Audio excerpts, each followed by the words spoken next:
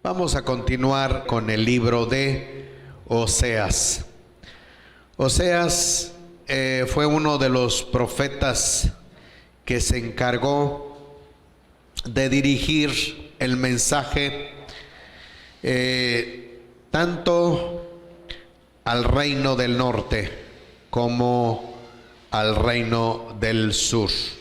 En el momento que la situación de los reyes del norte estaban viviendo en la decadencia más trágica dentro de la historia de la vida del pueblo de Israel.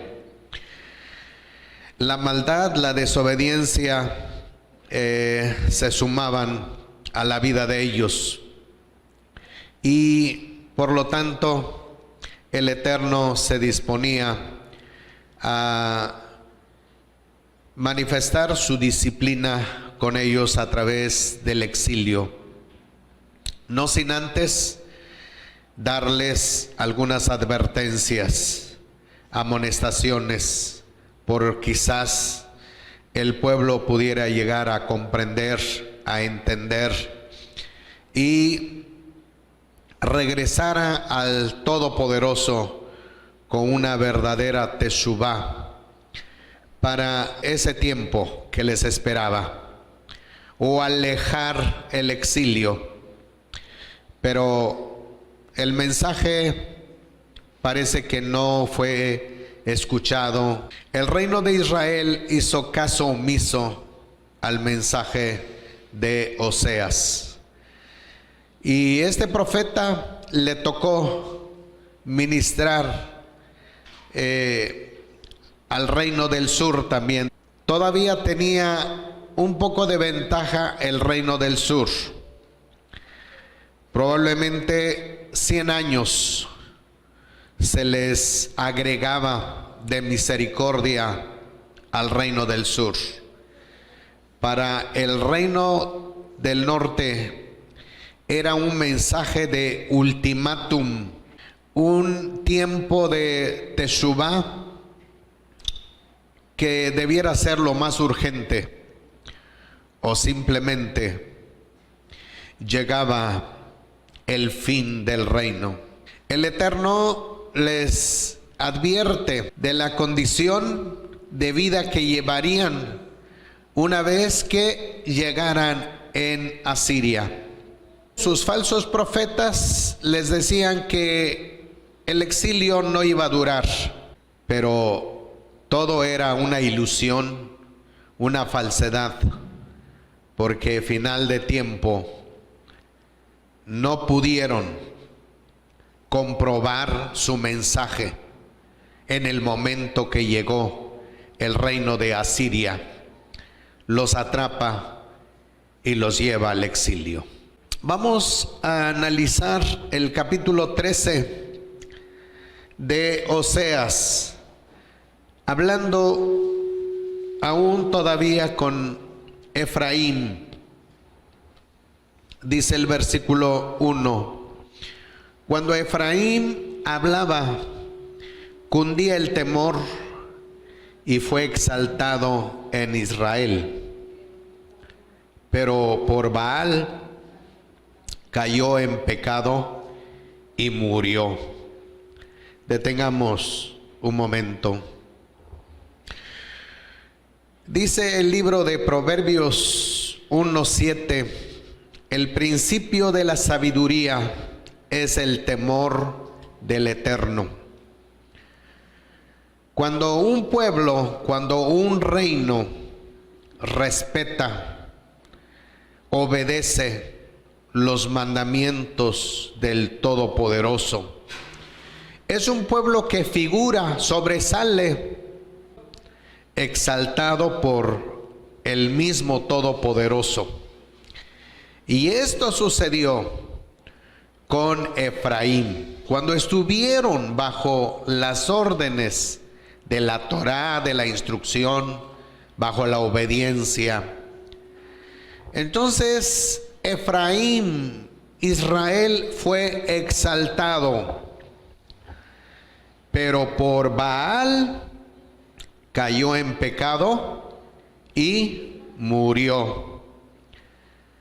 Ahora, no necesariamente a la muerte física, sino a una muerte espiritual en el que la vida de ellos estaba sujeta a la maldad, a la idolatría, a todas las corrientes de todas las naciones, que a la vista del Todopoderoso es un pueblo muerto.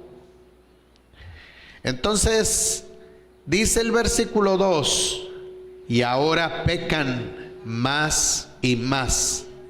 Se hacen imágenes fundidas con su plata y se hacen ídolos conforme a su destreza, obra de artesano. Todo ello. Se dirigen a ellos, les sacrifican hombres y besan becerros.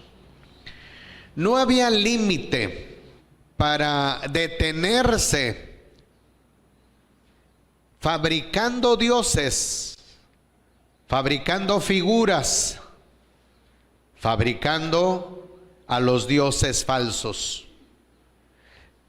Tenían un esmero sumamente demasiado.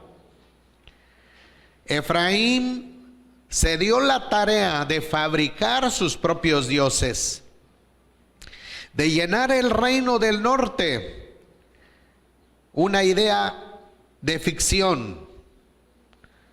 Dejaron la Torá, dejaron al Eterno, dejaron las fiestas, los tiempos señalados, se alejaron de Jerusalén, del Bet Hamikdash, y ahora se empeñaban por convertirse en fabricantes de dioses. Ahora dice el versículo 3, por eso serán como nube mañanera, como el rocío que pronto desaparece, como tamo arrebatado por el viento, como humo por la chimenea. Hasta aquí. El juicio que hace el Eterno contra Efraín. La vida de ellos es como la neblina, sus hechos, sus actos, todo lo que estaban acumulando pronto se disiparía. Cualquier cosa que el hombre posee sin la presencia del Todopoderoso es una vida de ficción. Así es como el Eterno observa, juzga las acciones de un hombre en un estado de rebelión. También dice el versículo 4, sin embargo, desde la tierra de Egipto, yo soy el Eterno tu Elohim. No tendrás otros dioses aparte de mí, ni otro Salvador, sino a mí. Yo te conocí en el desierto, en tierra de gran sequía, pero en sus pastizales se saciaron, y una vez repletos se engrosó su corazón, y se olvidaron de mí. Detengamos. Israel, Efraín fueron considerados como ovejas. El Eterno los trató con benevolencia. Los sacó de la tierra de Egipto. Y desde ese momento el Eterno siempre fue Elohim, el juez supremo del reino de Israel. Experimentaron sufrimientos, opresiones, desde el poder de Faraón, pero el Eterno manifestó las señales, los milagros, las plagas, hizo que su pueblo saliera de la opresión. les dio la libertad. Atravesaron el Mar Rojo a través del desierto hasta llegar al monte Sinai. No les faltó ninguna provisión, no les faltó nada. Cuando tuvieron necesidad de pan, el Eterno les dio maná. Cuando clamaron pidiendo carne, el Eterno mandó codornices. Para nuestro Abacadosh no había nada imposible. Suplió todas las cosas, todo lo que les hacía falta. El Eterno fue dando las cosas necesarias, indispensables para el sustento del pueblo. A pesar de que estaban en un lugar desierto, sin vegetación, sin lluvia, sin cosechas, pero el Eterno pudo satisfacer cada una de las necesidades elementales del pueblo, hasta introducirlos a la tierra de abundancia, a la tierra que fluía leche y miel. El Eterno trató a los hijos de Israel como sus corderos, los llevó en medio de pastizales. Pero ahora dice, se olvidaron de mí.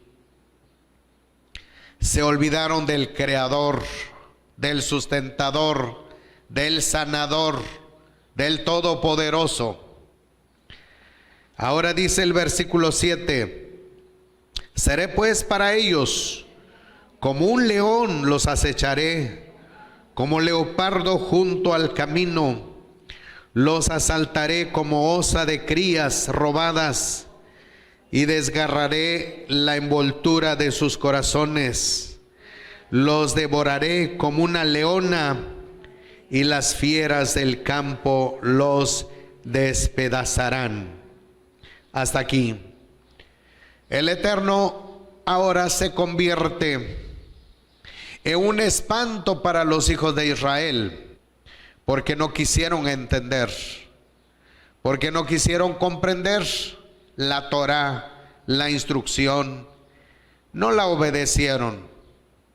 Era por demás. El versículo 9 dice, tu rebelión contra mí, tu ayudador, oh Israel, es tu destrucción. Después de que el Eterno fue ayudador, después de que el Eterno fue salvador, después de que el Eterno fue un padre amoroso para sus hijos y para sus hijas, ahora se convierte en destructor para ellos. ¿Por qué? Porque vienen los enemigos, porque vienen los asirios, los egipcios. Así que estas naciones a quienes el reino de Israel pactó se convierten en enemigos del reino. Era parte del plan del Todopoderoso. El versículo 10 dice, ¿dónde estará entonces tu rey para salvarte en todas tus ciudades?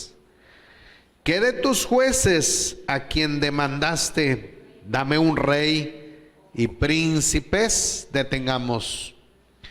El Eterno les reclama lo que tanto habían solicitado, lo que tanto ellos esperaban. Ahora los reyes no servían más para poder protegerlos. Los reyes estaban débiles porque la valentía no viene de la fuerza física. El triunfo no está en el poder del ejército, sino en el poder del Todopoderoso.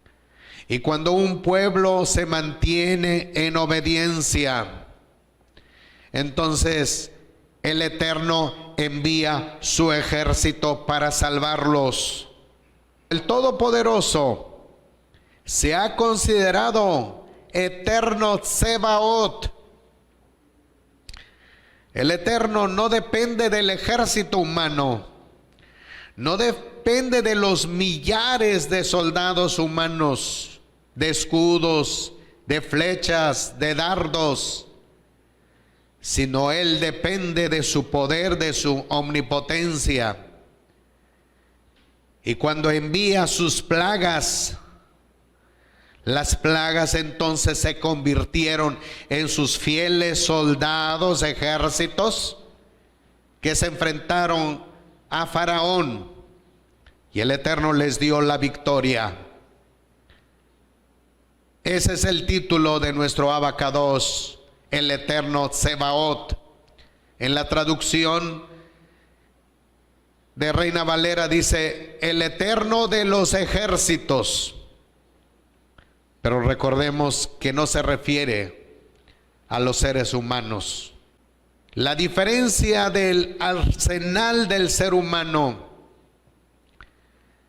el Todopoderoso posee ángeles, desde los animales, pueden ser fieras, pueden ser aves, pueden ser insectos. Cuando el Eterno los envía, se convierten en sus fieles soldados para combatir al enemigo. Así como el Eterno desechó los cananeos, cuando los cananeos abundaron en acciones malas contra el Eterno, envió avispas y los echó fuera. Así ahora nuestro Abacados manifiesta sus juicios con el fin de despertar al pueblo, con el fin de despertar a las conciencias.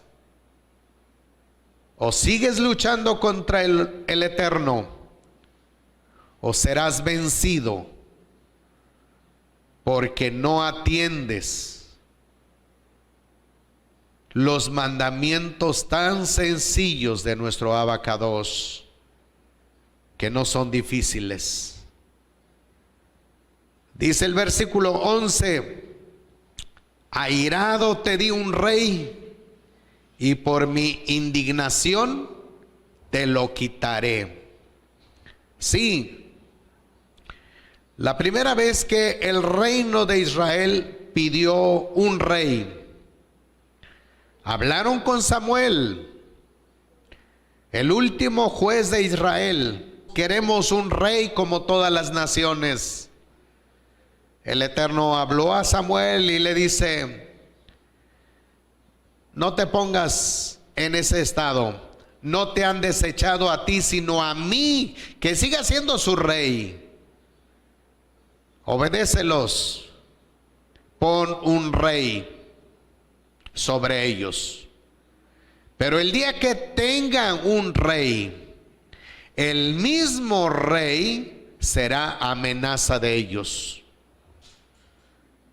Ahora el Eterno dice, y por mi indignación te lo quitaré. El reino del norte no tiene más oportunidad de ampliar su tiempo. Su rebelión tenía un límite y este momento es el final. El versículo 12 dice, atada está la maldad de Efraín, su pecado bien guardado. ¿Quién puede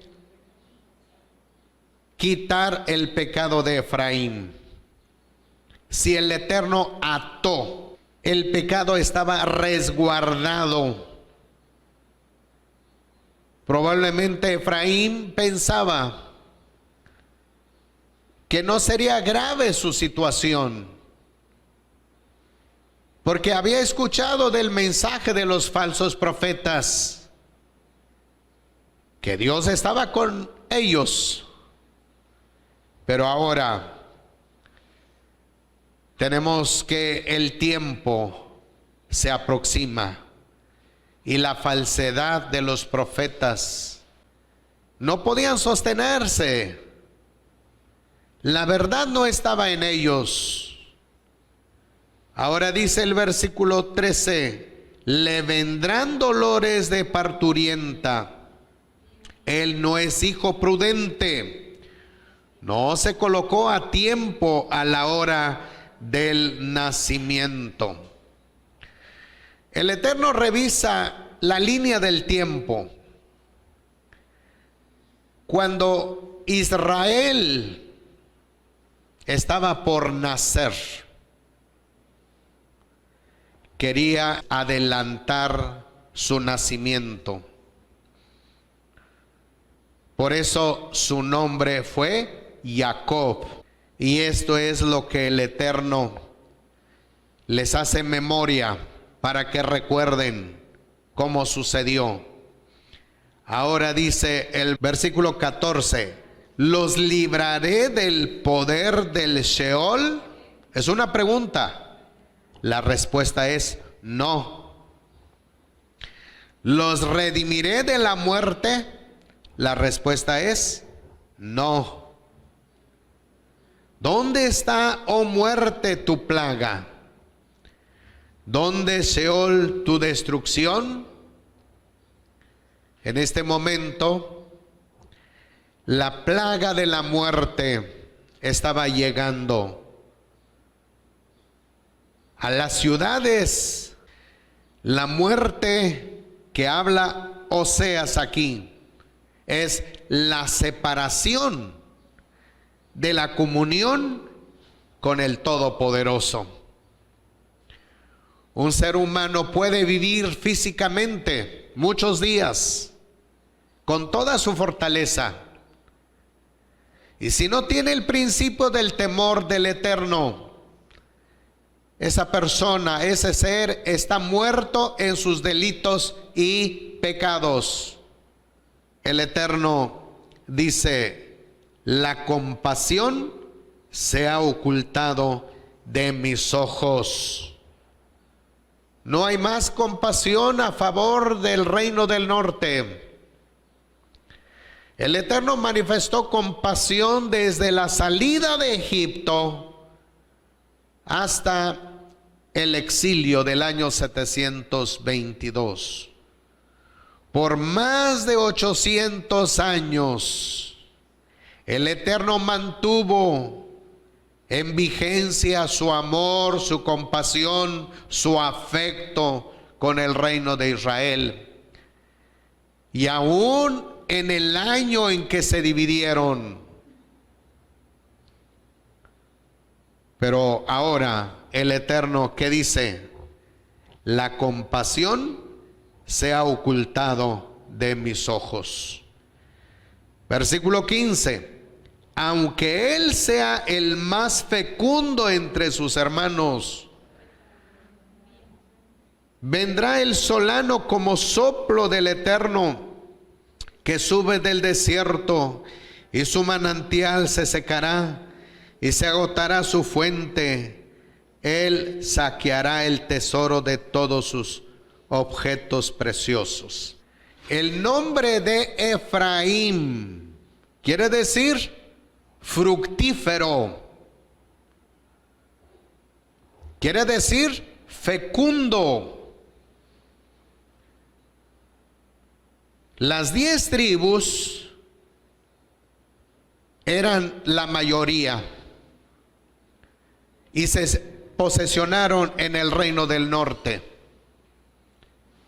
Y mientras estaban en la tierra de Israel, fueron fecundos. La nación siguió multiplicándose, creciendo, hasta que el Eterno determinó enviar a los asirios. Van para el reino del norte, y ahí se iban a mezclar Ahí encontrarían la muerte. La mezcla representa muerte. El Eterno menciona de un viento solano, se refiere a los asirios, que acaban con esa vida próspera, la vida fecunda de Efraín. Ahora dice el siguiente versículo 16. Y por haberse rebelado contra su Elohim, Samaria cargará con su culpa. Caerán por la espada. Sus niños de pecho serán estrellados y sus mujeres encintas rajadas, destruidas, aniquiladas. Esta es la sentencia. Efraín firmó su propia sentencia de destrucción por no haber escuchado a los profetas que el Eterno les envió, por no haber seguido en obediencia a cada uno de los mandamientos y estatutos de nuestro Abacados. Es muy importante. Ahora dice el capítulo 14, un mensaje de restauración. Oh Israel, vuélvete al Eterno tu Elohim, pues has caído por tu iniquidad, por tu desobediencia. Es un mensaje de que hicieran una teshuvá. Procuraos palabras y volveos al Eterno. Elijan una palabra, dice Osea. Es como hablar a un niño. Es como aconsejar a un niño. Así es como tenemos el mensaje de Oseas. Decidle, dile al Abba, quita toda iniquidad y acéptanos con benevolencia, y te ofreceremos los sacrificios de nuestros labios. Anda, dirige estas palabras al Todopoderoso. Asiria no nos salvará. Habla con el Abba y dile que Asiria no es una nación poderosa para salvarles. Y ya no montaremos a caballo, ni diremos más a la hechura de nuestras manos: dioses nuestros sois. Anda, di al Eterno que no vas a confiar más a tus dioses que has fabricado, porque solo en ti haya misericordia el huérfano. Ve al Eterno y expresa esto. El versículo 4 dice: sanaré sus apostasías, los amaré por pura gracia, favor inmerecido, porque mi ira ya se ha apartado de él. Una vez que el Eterno propuso llevar a cabo la disciplina, el Eterno mismo decía: no los voy a dejar sin disciplina. Debo de ejercer disciplina con ustedes. Entonces, yo sanaré sus apostasías y los amaré con amor inmerecido, porque mi ira ya se ha apartado de él. Seré para Israel, dice el versículo 5, como el rocío, florecerá como el lirio, y arraigará sus raíces como el Líbano. Una vez más, nuestro Abacados ve el futuro glorioso para Efraín. El Eterno envía un mensaje consolador, un mensaje de vida para el reino. Y dice el versículo 6, se extenderán sus ramas y su esplendor será como el del olivo y exhalará su perfume como el Líbano. Volverán los que habitan a su sombra, harán crecer el trigo y florecerán como la vid, y su fama será como la del vino del Líbano. Y la pregunta es, ¿cuándo sucederá esto? Estas palabras salieron de la boca del Todopoderoso. Y desde ese tiempo, desde Oseas hasta hoy, no hemos visto que haya a realizarse estos hechos y estos dichos al pie de la letra aún. ¿Será que el Eterno retarda? ¿Será que el Eterno verdaderamente ha desechado a Israel? Esto ha ocasionado confusión a los enemigos del Todopoderoso hoy en día, porque las naciones extrañas se enorgullecen con estas palabras y difunden mensaje tras mensaje diciendo: Israel está reprobado en el plan de la restauración del Todopoderoso. Y esto no es verdad, porque la palabra que salieron de la boca del Abacados van a ser reales. Y a medida que el tiempo está avanzando, el reloj del Todopoderoso también se acerca para llevar a cabo estos propósitos. Ahora dice el versículo 8, Efraín dirá: ¿qué tengo yo que ver aún con los ídolos? Yo lo oiré, velaré por él, y dirás: soy como el ciprés siempre verde, porque de mí procederá tu fruto. Así que el Eterno está observando el fin de Efraín. El Eterno tiene la línea del tiempo y todo está a favor del reino de Israel, de su restauración, de que el reino volverá a reunirse, las 12 tribus volverán. Eso es un hecho. Ahora dice el versículo 9, ¿quién es el sabio que comprende estas cosas? Es decir, el principio de la sabiduría es el temor del Eterno. Esta sabiduría se aplica a los creyentes de hoy en día de igual manera. El creyente capaz de entender esto, de aceptar esta expresión, está sujeto al temor del Eterno. Eso es lo que aclara este versículo. ¿Quién es el sabio que comprende estas cosas?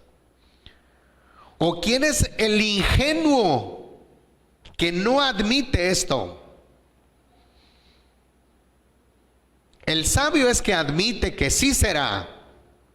El ingenuo es el que no admite que esto vaya a suceder.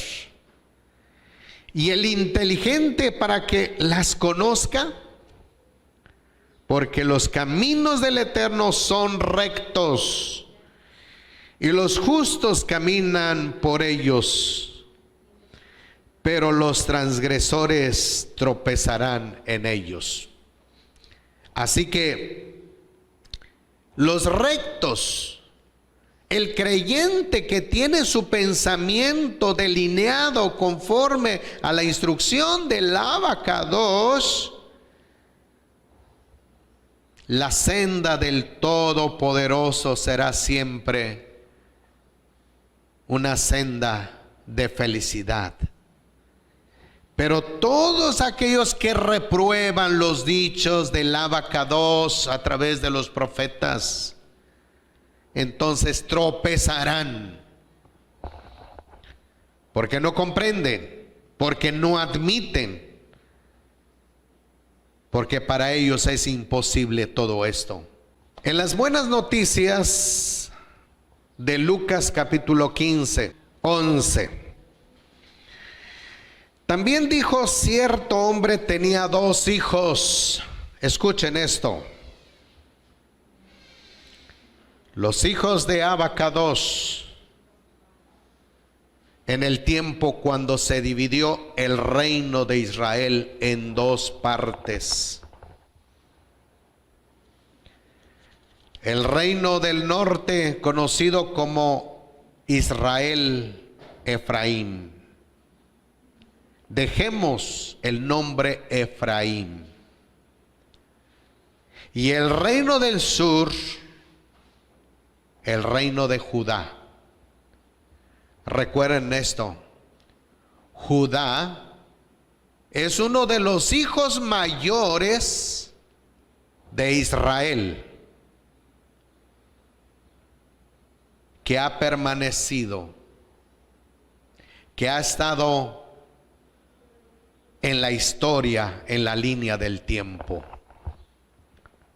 Y Efraín, o Efraín, mejor dicho, es el hijo menor adoptivo de Jacob.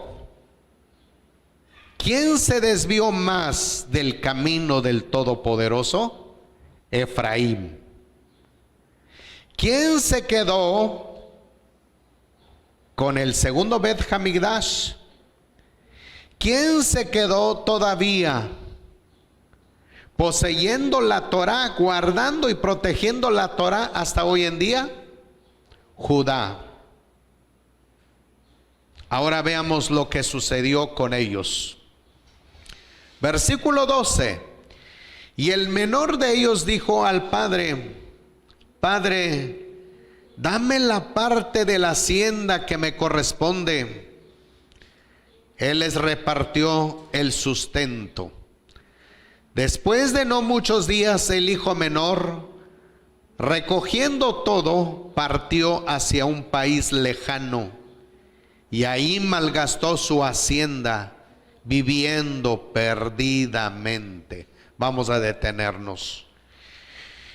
Yeshua explica la historia de Efraín. Efraín vivió aproximadamente 200 años después de la división en la tierra de Israel. Y después de ese tiempo fue llevado al exilio. Y ahí se mezcló, ahí profanó su vida, ahí comió pan inmundo. Ese fue el destino de Efraín. Y Yeshua presenta la vida de Efraín en esta parábola. Y dice que Efraín pidió los bienes de su padre. Y una vez teniendo los bienes, se fue a un país lejano. Y ahí malgastó todo, viviendo perdidamente. Y cuando lo habían gastado todo, sobrevino una gran hambre en aquel país. Y él comenzó a pasar necesidad. Dice 14, 15. Y fue y se arrimó a uno de los ciudadanos de aquel país, quien lo envió a sus campos a apacentar cerdos. Veamos hasta dónde cayó Efraín. primero emigró, se mezcló, malgastó, sobrevino una crisis trágica contra él. Tuvo que aceptar la condición de vida de los asirios y de los extranjeros, porque solamente así podía sobrevivir. Ahora dice el versículo 16: y ansiaba saciarse con las algarrobas que comían los cerdos, pero nadie le daba. Entonces, volviendo en sí, dijo: ¿cuántos jornaleros de mi padre tienen abundancia de panes, y yo aquí perezco de hambre? Vendrá un momento en la mente de Efraín, mientras se encuentre en lo más recóndito del mundo, reflexionar, pensar su origen, pensar la vida que tuvo mientras se encontraba en Eretz Israel. Ahora dice 18: me levantaré e iré a mi padre y le diré: Padre, he pecado contra el cielo y contra ti. Ese es el principio de Teshuvá en la vida de Efraín. Volver en sí, recapacitar, retornar, al darse cuenta que verdaderamente las naciones extranjeras en quien depositó su confianza no pudieron satisfacer sus necesidades. Al contrario, su vida se empeoró a tal que sentía la desesperación. Entonces él reflexiona y hace una teshuvá, es decir, un verdadero arrepentimiento. Me levantaré e iré a mi padre y le diré: Padre, he pecado contra el cielo y ante ti. Ya no soy digno de ser llamado hijo tuyo. Hazme como uno de tus jornaleros. Es decir, esperanzado en simple ser siervo del Todopoderoso, no ser más hijo, el heredero. Acepta la condición de servidumbre con tal de tener el sustento, el abrigo, porque recordaba la abundancia de bienes que tuvo en tiempos antiguos, y ahora alejado de la ciudadanía, del amparo del Todopoderoso, se enfrenta la situación más trágica de su vida. Pero qué interesante, ahora dice: levantándose fue a su padre, y estando él aún distante, su padre lo vio, corriendo enternecido, se echó sobre su cuello y lo besó efusivamente. Le dijo entonces el hijo: Padre, he pecado contra el cielo y ante ti, ya no soy digno de ser llamado hijo tuyo. Pero el padre dijo a sus siervos: pronto, sacad el mejor vestido, vestidlo, ponedle un anillo en su mano y sandalias en sus pies.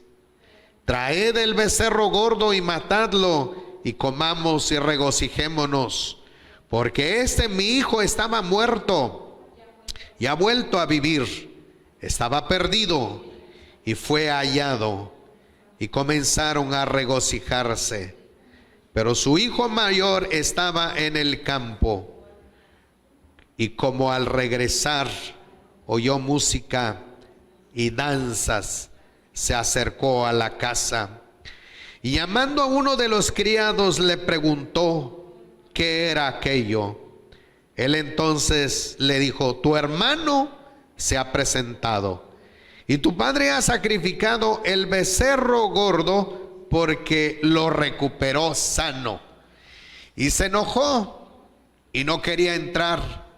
Saliendo entonces su padre le rogaba, pero él respondió al padre diciendo: he aquí, tantos años te sirvo y jamás quebranté un mandato tuyo, y nunca me diste un cabrito para regocijarme con mis amigos. Pero cuando regresó ese hijo tuyo que consumió tu hacienda con prostitutas, mataste para él el becerro gordo. Él entonces le dijo: hijo, tú siempre estás conmigo y todas mis cosas son tuyas, pero era necesario hacer fiesta, regocijarnos, porque este hermano tuyo estaba muerto y revivió, estaba perdido y fue hallado. Tenemos la recuperación de un padre, poder tener a sus dos hijos. La diferencia es que el hijo menor regresa arrepentido, regresa deseoso de convertirse en un simple servidumbre del Padre, dispuesto a acatar las órdenes del Padre, con solo hecho de vivir, de recibir el sustento y el abrigo de un Padre amoroso. El Padre lo recibió, lo vio de lejos, fue a su encuentro, lo abraza, lo besa, ordena que vistan a su hijo y que se haga una fiesta para celebrar el retorno de un hijo arrepentido. Esta es la esperanza de nuestro Abacados. Y esa es la enseñanza de Yeshua HaMashiach, de que volverá a suceder este hecho tan importante.